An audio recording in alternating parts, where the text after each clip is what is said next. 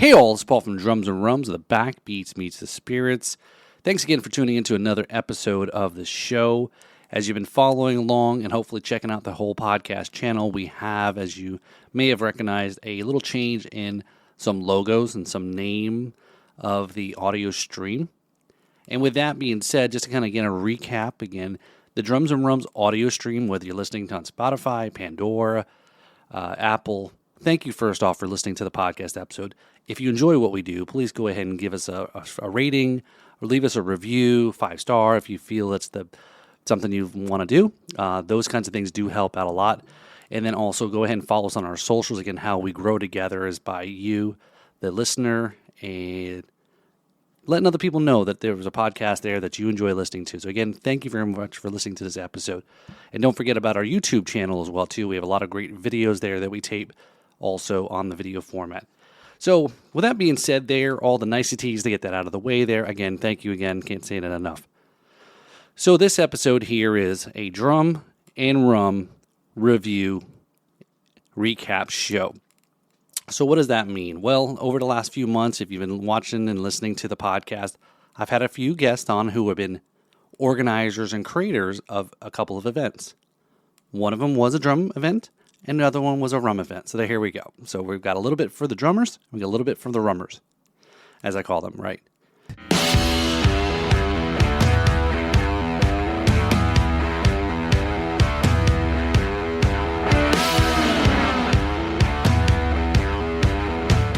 So we'll start off first, since the name of the show is Drums and Rums, and we'll go ahead and dive right into the first part of this review. And again, if you've been listening to this episode there, we just recently had a guest on, Todd Dalstrom. He is the creator of the Drum Revue, Revue. And he was on a couple of weeks ago there, and he talked about his creation, his show that he put together here in West Palm Beach. And he invited me out to this show that I just recently attended this past Saturday. And whenever you may be listening to this, and I had a really good time. I'll just say that right off the bat. I had a really fun time. So again, thank you, Todd, for inviting me to the show. My wife and I had a great time listening and watching the show. Very energetic, very entertaining.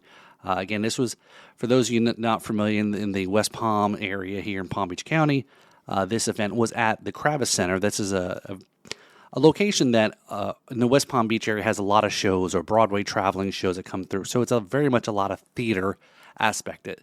So it was great, Todd. I got the opportunity to go backstage, kind of take some video, do some content, talk to some of the performers.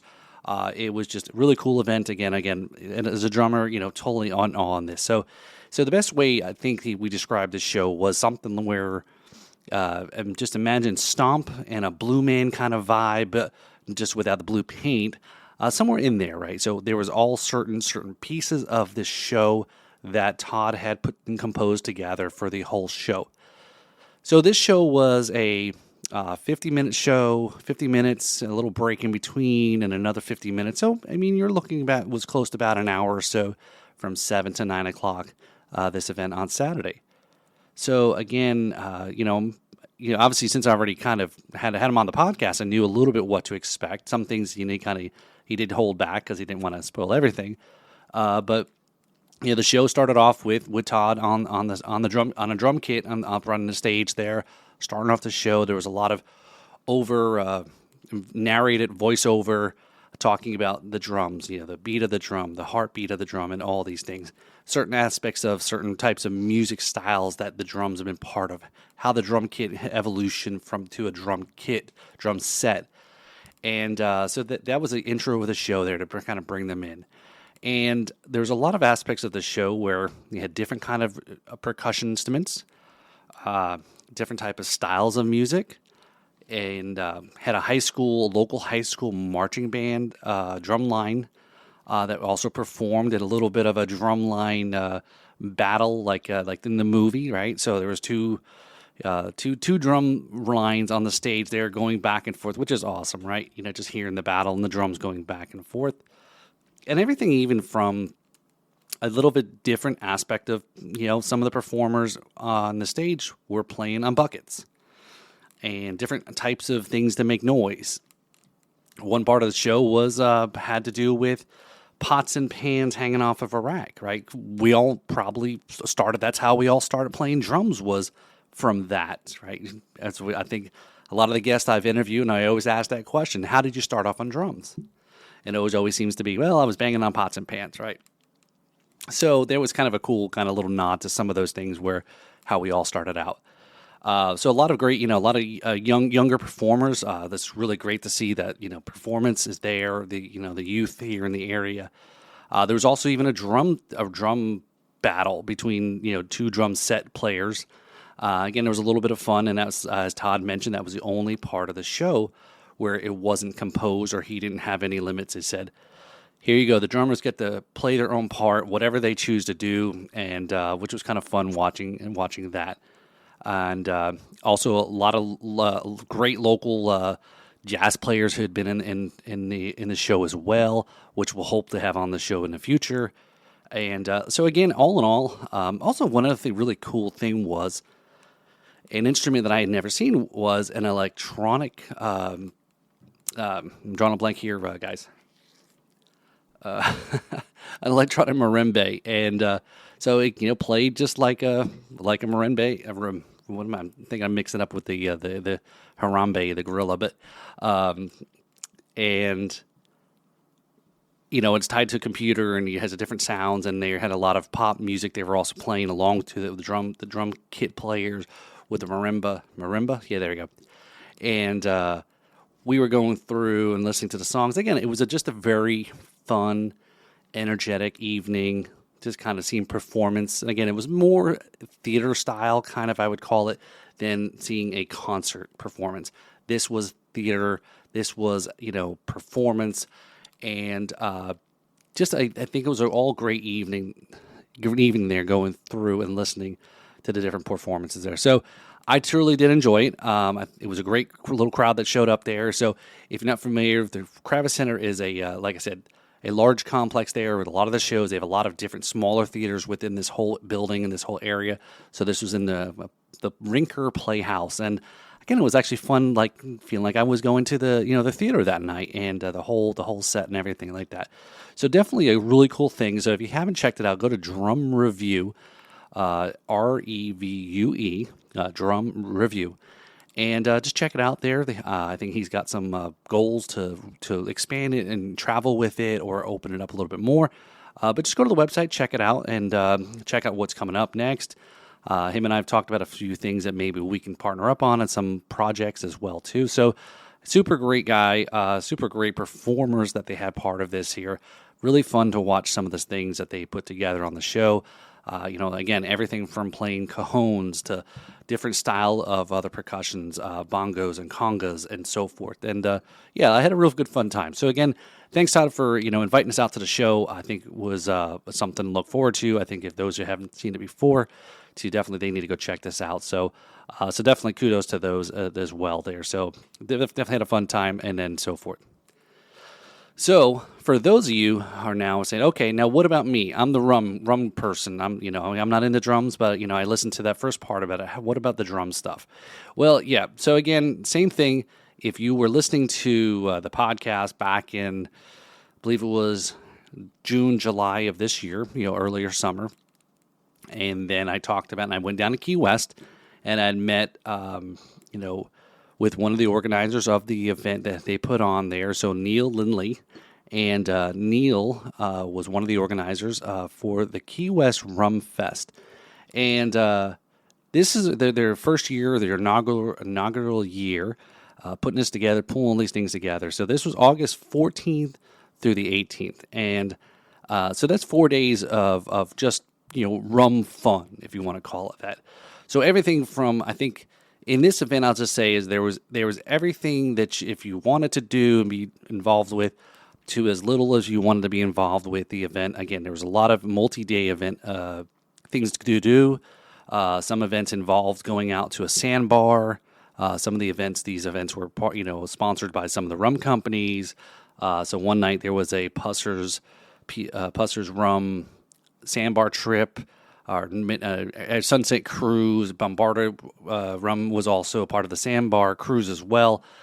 So again, there was a whole lot of events too that were free, which was great. So if you go down in the Keys and you were maybe on a limit budget, and there were some things you can still check out and not have really break the bank. Or like I said, you could have gone to everything you want. So this event started on Wednesday evening, and they had a sunset sale. Apologies, as actually First Legal Rum was the sponsor of that event there, and that was a sunset cruise.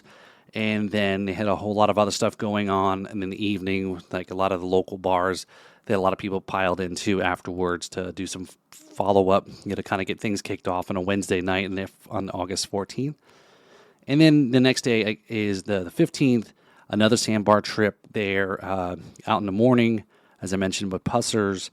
And they had a couple things going on, a trolley trip. You had a Reef Rum that we've had on the podcast there, Reef. And, so I got a chance to meet up with David Reef. So this was the cool part, too, is a lot of the Drums and Rums alums that I've had on the show that I've only met via Zoom, I got a chance to meet a lot of the alums in person. So David Reef was there, his whole crew at one of the reggae parties at the Marker Hotel Resort there. That was cool. I mean, it was that we arrived in town on Thursday, and man, it was hot. It was so hot in Key West. Again, it's August, so no, go figure, right? But yeah, so it was a great event. That was a free event. You got to hang out there. Really cool thing, hanging out with those guys. A lot of sample and promoting their rum as well. And then a little bit later on, you had a dinner at the Hemingway Social Club, sponsored by Papa's Pilars. Now, if you're not familiar with Papa's Pilars or Hemingway, they're all part together there. So Papa's Pilar is made at the Hemingway Distillery in Key West.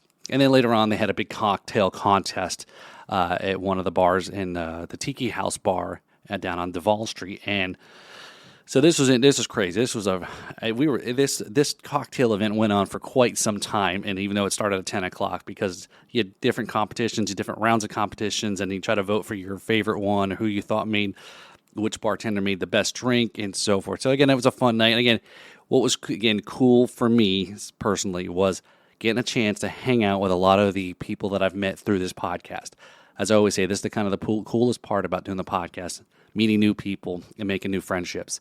So, whether it was meeting, David, Reef and his crew, Jessica from Naughty Beach. So we've done a podcast with Jessica, so definitely check them out, which, by the way, they just actually dropped, coming out soon, new Naughty Beach offering a spiced rum. So check that out there. You'll be seeing more about that. Naughty Beach spiced rum as well as the coconut. Again, so they're hanging out with Chris from Knox and Dunn, a good friend of mine. He's a local friend of mine here in town. Again, it was just really cool to get a chance to meet a lot of these folks that I've met via a lot of the folks also from the Florida Rum Society. The Rum Travels were there, Joe and Missy. So a lot of the Florida Rum Society also had some representation too, there. So which was really cool. Again, just anytime we have these events, getting a chance to catch up with your friends you haven't seen in a while, in person, have fun, drink some rum, and enjoy each other's company.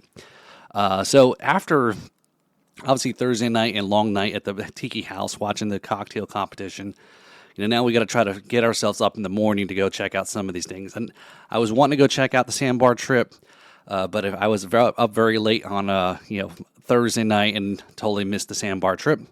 But we did actually get a chance to go and check out the Naughty Beach. Jessica had an event for Naughty Beach, so Mojito's event at one of the local restaurant bars, hotels. So again, Key West has a lot of these small little boutique kind of hotels and resorts, and but even they have a bicycle tour that you could take right around town and stop at different places. I think everything from more events there. Papa's Pilar had another event at the Marker Resort. Did a cigar pairing session. Again, I think there was everything for anything that you wanted to do. The option was there. If you wanted to go to every event, some events were ticketed and some events weren't. And also then that night also was Jesse Rice. So Jesse Rice was a big performer here, big, trop rock kind of guy here, country music, Florida style, very vibey kind of thing.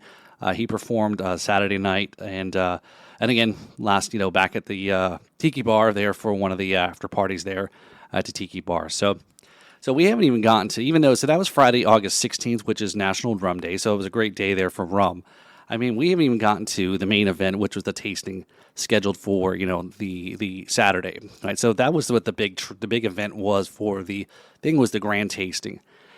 And but before all that happened, we Saturday morning we get up early and stay up late and get up early, right? I'm getting too old for this kind of stuff, and we got a chance to be part of Demon Rum beach cleanup, so which was totally cool. Part of obviously their branding, brand, and they're looking to the environment, eco. Their new bottles are eco-friendly, recyclable, etc. So that was a pretty cool event. We went over to Smathers Beach, did a little beach cleanup. A lot of great partnership with the city, the town of city of Key West. Big shout out to Garrett. Garrett runs a lot of the local in Florida nonprofit organizations, especially with the beach cleanup. So he was an outstanding dude. Was able to help pull all this stuff together, working with Demon Rum. He worked with myself, House of Wine, Beer, and Spirits. We talk a lot about those guys, Mario and the crew, and had a great event. A little rain Saturday morning, but it is Florida. It does rain every so often, and it clears up really quick.